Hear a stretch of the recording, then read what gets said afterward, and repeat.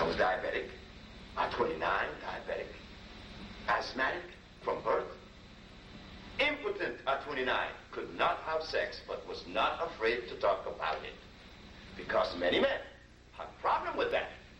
Oh, they talk about their arm is no good. They talk about being diabetic. But when you talk about sex, no way. You don't get any man to talk about that. Yet it is the very thing that begin to divide his house. But the poor individual doesn't know that it's not his fault. And having poor sex is just as bad as having poor eyes or hating your neighbor. It stems from the same cause. The same cause. Now we understand why we said that the 21st Consortium is presenting the speech that shows how genetics dictate our nutrition for our survival into the 21st century. Are we going to continue on the same path that we have been on for the last 400 years? We cannot talk about prior 400 years because we live in the forest and we didn't have any potatoes and we didn't have any carrots. I know I was in the market today and this one was selling a whole lot of ham hocks. But there was a man that walked this morning. This brother walked in this vegetable place. It's right there off of Stony Island on 87. And I was in there watching these people buy these ham hocks. And I said to Naima, how beautiful it would be if we could reach our sisters and tell them not to eat that. She would not have those varicose veins. The brother would not be sexless where he have to worry about tumors in his prostate gland. You know how many men survive 55 without having a prostate problem? And we hide it. We hide it because it's a disgrace, not realizing that it's the same society that you want to defend has afflicted that on us. That's why I was impotent. I was impotent, diabetic, asthmatic from birth, wearing glasses at 27. I was going to India, and I said, damn it, I'm going to blow my brains out. 4 wives and left me now, I just can't live anymore. Why? Because I too traveled the road, the only road that was given to us. And that road is who? The doctor. After seeing 5 urologists, endocrinologists, seeing respiratory therapists, my lungs, I couldn't tie my shoes. Now, there's a young man who was teaching at Harvard University by the name of Harold Evans. Harold used to have to come to my house and tie my shoe because I couldn't bend to tie my shoe. And then that's the society, that's the same society that we defend. The one that has enslaved our forebearers and allowed them to eat the food that you so like that is killing us now. That is the journey that I do not like to see. No, the substance that we make, we know will be killed. But you know why those people were killed? I had to stomp on them. I had to break their backs. I had to stay on their heads. I had to threaten them. I threatened them with some of the most absurd things. To have them not to eat that stuff that I know is dangerous. And that was the beginning of these people that was healed. Of AIDS, of blindness, of diabetes, of sickle cell, of a whole bunch of disease. They stopped eating the stuff that the slave master gave us. And that is the stuff that we fight to maintain today. So what are we to do now? We have the cure. But the cure needs you.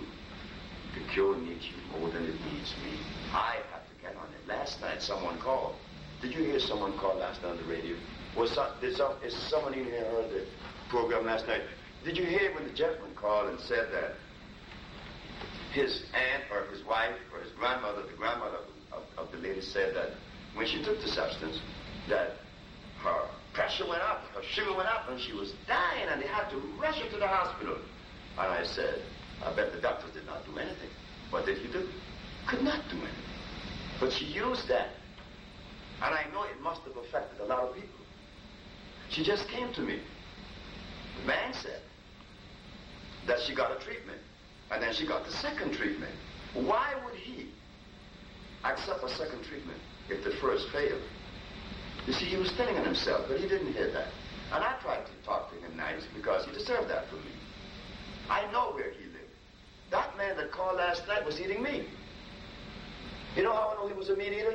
He didn't have to tell me that.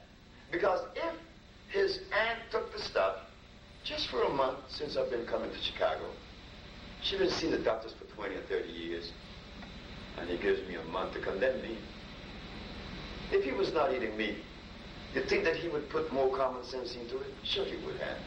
Realize more. Understand more. But now, that is why it is so important that we understand what is nutrition. Consistent with who? Am I supposed to eat carrots? Yes. Why? Because they're good for your eyes. No good again, just like the comfort. But that is all the information that we have. And when someone like myself and the Usha Institute that I represent come forth and say, no, you're not eating the food that is consistent with you. Well, God made everything, and everything he made was good. That is true. But God ain't made no carrots. He ain't made no hog. He ain't made no cow. He ain't made no beets. He ain't made no rice. He ain't made no wheat. Now, you smart? Take that. What you mean God didn't make that? No stuff. You didn't know God did not make that. Oh, you thought that he made that. Well, where did you get that thought from? Who put that thought into your head? That God made rice and flour, wheat. You see? And then, what is so much more devastating is that when this truth comes out, or this statement is made, was anger level towards the bearer of that statement. Anger. Anger that is necessary. Placed there by meat. 400 years of eating meat and starch. Remember what happened to us. Remember when we were brought from Africa. Africa did not have cassava. But yet if you go to Africa right now and ask someone from Nigeria, what's your main food? Gari, baby. Gari. Gari is my food. And then you say gari. Well, yes, it is the tradition of my people. You know, Africans always get away with that word. Tradition? No, we want to know, is this stuff consistent with life or not? Not about your tradition, because as far as tradition is concerned, you have a Ubangi woman with a lip this big and you put plates in it to get it big. Why do you do that? That's tradition too. But you disfigure the lady. It is the tradition of the people that I was born in Central America to give you the same thing, ham hocks. You know how I felt when my grandmother had ham hocks in her beans? Like we were actually living.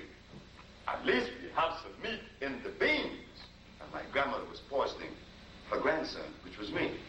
But my grandmother loved me. So is my mother. So your mother. So all our mothers. There isn't any black mother that doesn't love her child, even those who want crack. No. She's on crack because the society placed her there. She has AIDS because the society created the AIDS. But don't tell me a black mother hates her children. That is unnatural. But my grandmother fed me milk and had me with asthma. Am I supposed to condemn my grandmother for give me such garbage? No, my grandmother just simply did not know.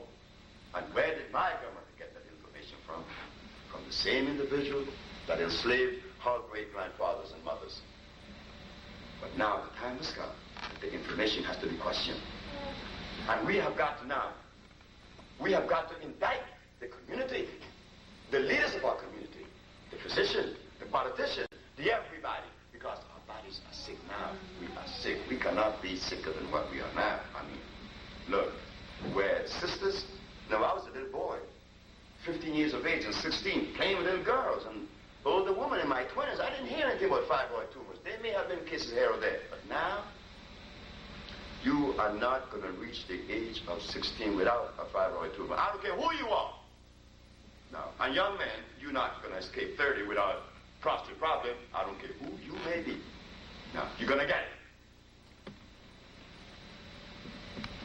Why? Because we were trained, not trained. We were forced to violate. We were forced to violate. Forced to violate the food that God gave us. That food that God gave us in Africa. You think that God gave us, placed us in Africa, and did not place our food with us? Oh, he's going to do that for the gorilla. He's going to do that for the polar bear. He's going to do it for every animal but us. What kind of God is that?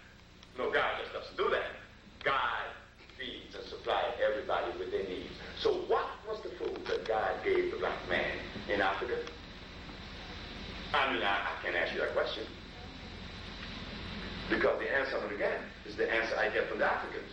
Well, God gave us rice, gari, cassava, sweet potatoes. I said, African, banjo, this food is not African. This food is European. The African did not indulge in hybridization or cross-pollination. You see, the African were a race, and is a race now, totally satisfied with what the Creator gave us. The African did not violate that. We are not guilty of violation. That's why I don't pray to save me from my sins. See, I never was sinful. I never felt that. I do not pray to save my soul from sin. Why? Check it out. Just check it out. Check where God placed me. In Africa. And while I was home, I did not have any alcohol. Did not have any money. I did not have prostitution. Did not have jails. I did not have lawyers and judges. I did not even wear clothes that were so clean. My mind was so clean that my woman didn't need no clothes on her body. Because when I talk to my woman now, do I talk to her vagina or I talk to her eyes? What do you talk to when you talk to another individual in front of you? You talk to eyes, isn't it? So if your head is clean, the person should have no clothes on and you would not see any nakedness. You talk to eyes. That's how clean we were. Now, and then, we had no clothes, wore no clothes, and there were no rapes. There could be no rapes because we were cosmically in tune. We live according to the dictates of life itself. And animals just don't have sex every day. Now, where did we learn this one from? And I remember when I used to get mad at my wife when she didn't give it up. But women just aren't like that. Women are more in tune than we men are. So here we are now, violating. In the middle of violation, and we think that we have to save our soul from sin. Well, I don't have any soul to save from no sin because I lived in Africa exactly the way God placed me with the food that I was supposed to have and everything I needed. And one day, somebody took me away from my godly given home, brought me to another land, fed me garbage, and all of a sudden, I have to save my soul. Now, what sin have I committed for me to save my soul? No, I do not live in fear. I save no soul. I have no soul to save because my soul is always clean. And this is the beginning of healing and understanding. But we don't want to get to that point because we're scared. We have a soul to save us from sin. What sin? I don't know. But we are sinful people now. No, we are sick people now. We're not sinful. We never were sinful. Black people are not sinful. We are sick. We are sick. We are so sick that even after you have cured someone, and I have done this, what I'm about to say, there's a witness in this room that knew that I made the statement. A young man in St. Croix. He used to walk, with, his name is Larry. And I heard Larry talk. I heard his conversation so many times. I decided to heal him for free. Didn't charge me the money. He straightened out. He was happy. Oh, he was telling everyone how he was having sex again. Sure, I wish a man wouldn't be happy. A man in his 60s would be happy if the sex come back. I know I would be. I know I were at 29. So he was happy with me telling everybody in St. Croix about this Dr. Sebi. And one day, for some reason, I got this energy that was funny. I said, Larry, you know something? One day you're going to find the need to kill me. He looked back of him because there was a young man sitting in the back of him, Olu. He looked at Olu and said, Olu, did you hear what Sebi said? That I'm going to find the need to kill him? I said, I'm right. I do not live by philosophy. I live by what I see, not what I hear or read, because I don't read any books. I never read a book in my life. I never will. I live by my eyes. I could see. I don't need anyone to interpret life for me, and then I read that. I have to do the interpreting, I'm the one that has to live that journey, not you, me. I cannot live your journey. You have to live that. So, I said, you're going to try to kill me, man, because I hear your words, and your words is not moved right. They're jerky. I have no friends now. All of my friends doesn't like me, because when I sit in their company and they eat that food, they know I'm going to say something. But am I not supposed to say something when I know that they're sick? Know that I ate that food with them? This man came one night and borrowed a gun from another individual that died already in Los Angeles, named Barry, and got a 45 to come up my house, came up my house to kill me. And I knew it. It isn't that I'm wise. The herbs help you to see. It's not that I'm wise, because I'm not. I'm not wise, and I'm not strong. I'm not weak either, because I do not live by these mathematical equations or these structures, good, bad. The quantum theory. It is the quantum theory that brought us this medicine. It's the quantum theory that prevents us from seeing how genetics is responsible for our nutrition and how it dictates. Quantum theory. So understanding now that God placed every animal in every geography with a temperature, with an environment that is consistent with that group cell, that cell group, to maintain life, that you cannot take a polar bear. I mean, if you think you're smart, check this one out. Go to Africa and place yourself in the Serengeti plain in the month of August, and under an acacia tree is sitting a polar bear.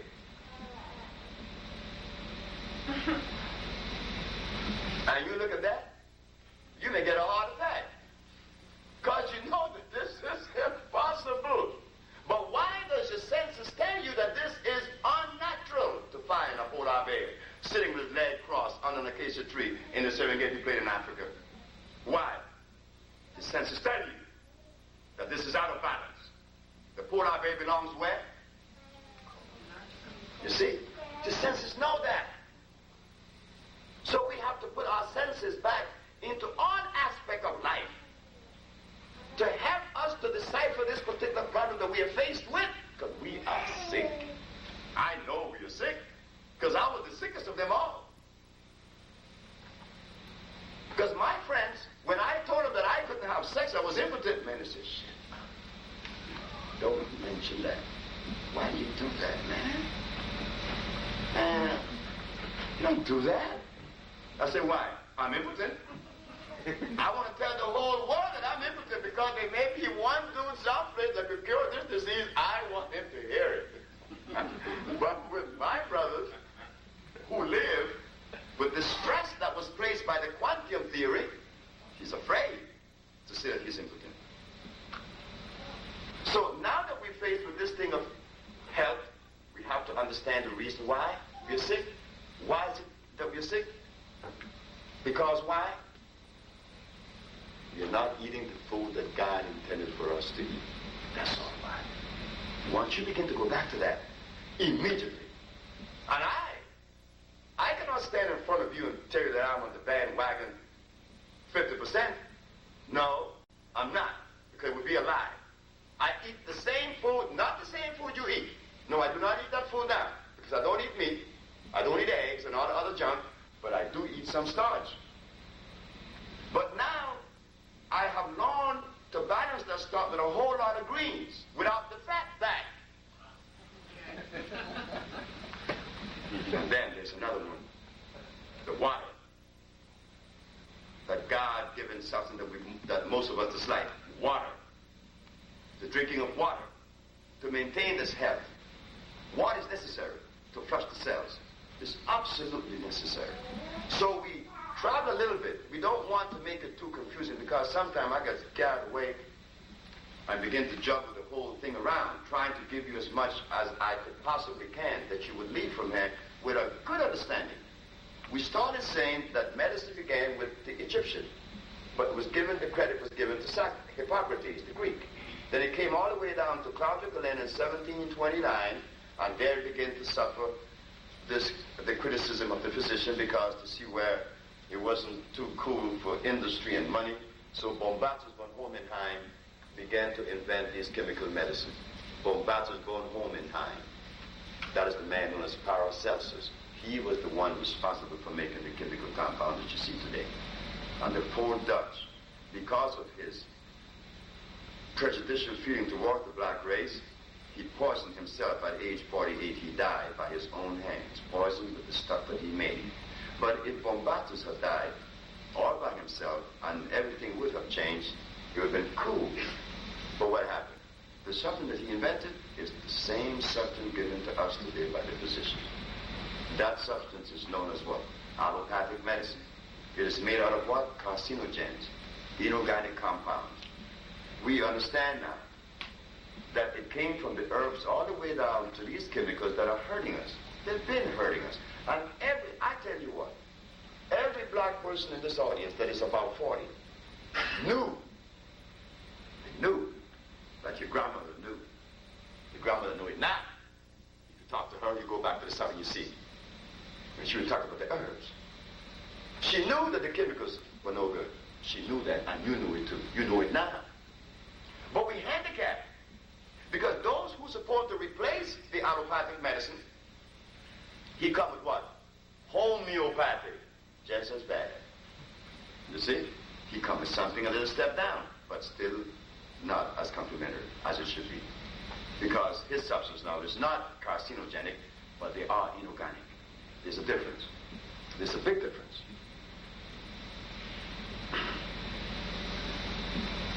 The doctor uses chemicals that would hurt you and eat you up.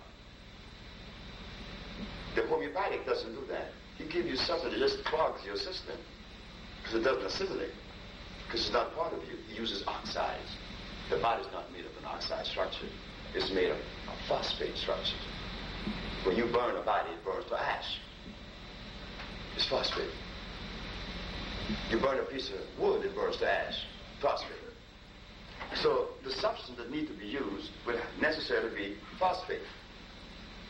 But within the phosphate environment, you have some artificial one, like the comfrey we mentioned. Why comfrey is dangerous? Because it wasn't made by creation.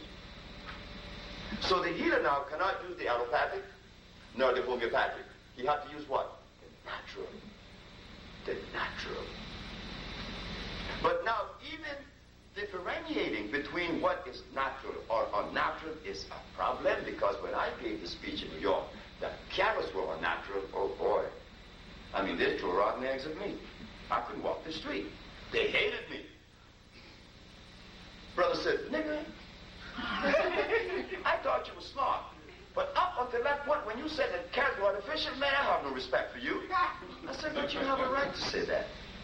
You have a right to say that, and he did have a right to say that.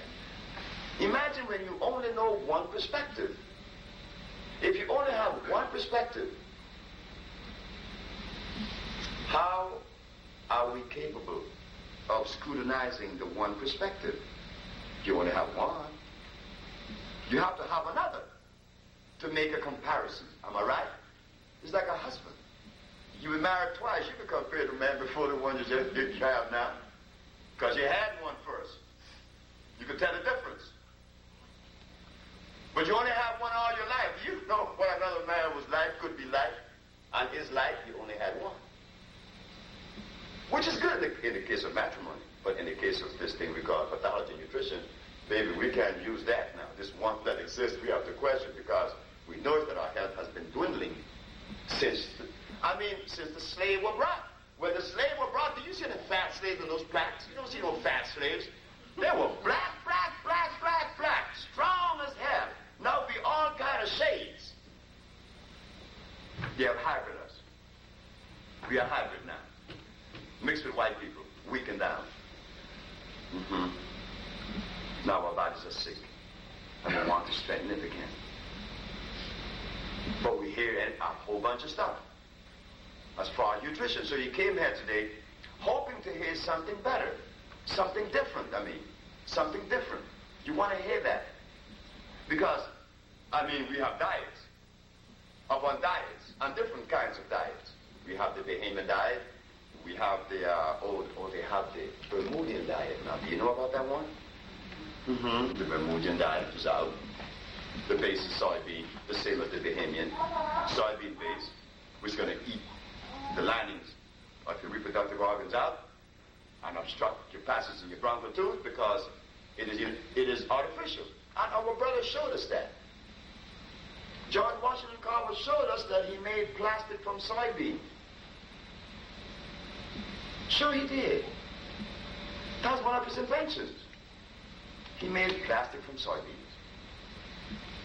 And now we feel that from the same source of plastic we get nutrition. Is that consistent?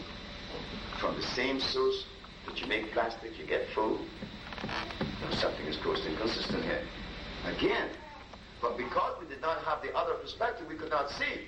That's why everyone raised their hand that country was good. When it was not good. It is not good. So the herbalists, like myself, understanding that to cure someone properly and quick as possible, we have to take them back to the food that was created for them. You all will rebel, like the man in St. Croix. The man came to me because he had diabetes. I said, don't feed the man the starch anymore. Please don't do that. It's no good for him. I say he's impotent, and you don't like that because you're a woman. So don't feed him the stuff that's going to perpetuate this thing.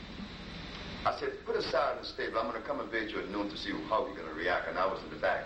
And his wife said, no, he said, honey, hurry up with the food. She said, but it's on the table. Honey, the food is not on the table yet. Get the food. I put the food on the table. No, it's not. The only thing on the table is some salads. I want my food. Hurry up, girl. I know have a certain time to stay here. And he went into a rage. Try it and you see. Try it yourself if you're married. You try it on a Saturday evening or a Sunday afternoon when this man expects some chicken and mashed potatoes on the table. And some collard greens with fat back in it. And you put a big side on there for him. And he's going to look at you and say, you must be jiving. You see? And then we talk about the cocaine addict. The cocaine user is not an addict. I know he's not. I should know. I was one. And I love using cocaine. While I was using it, it was nice. Because my friends said it was nice. And it was very fashionable because we were the elite. We used coke. We used smoking on the grass. We used coke. What you mean? What's wrong with this man? But I stopped that many years ago. But I still eat some starch. So tell me about addiction. So why not use the coke? Stop the starch. The starch user is the addict. But we were made addicts. We were made addicts because the food that was consistent with our forebears was left in Africa, and that was the very thing that the Supreme Court of the United States could not deny me from manufacturing the compounds that you know now as the fig tree product. The judge asked, why the Usha Research Institute products? Why the African biomineral balance? When there are already many diets and programs out. I said the reason why the African biomineral balance is so necessary is because when they removed the Africans from Africa, they did not bring our food with us. It's like taking a gorilla from Africa, man, and placing him in a zoo and feeding him carrots and lettuce. Gorillas don't eat carrots nor lettuce. He eats bamboo shoots and berries in the forests of Africa. All of a sudden, because you remove him from his home, put him in a zoo, you're going to feed him what is convenient. And this is the very food that we are eating, a convenient food.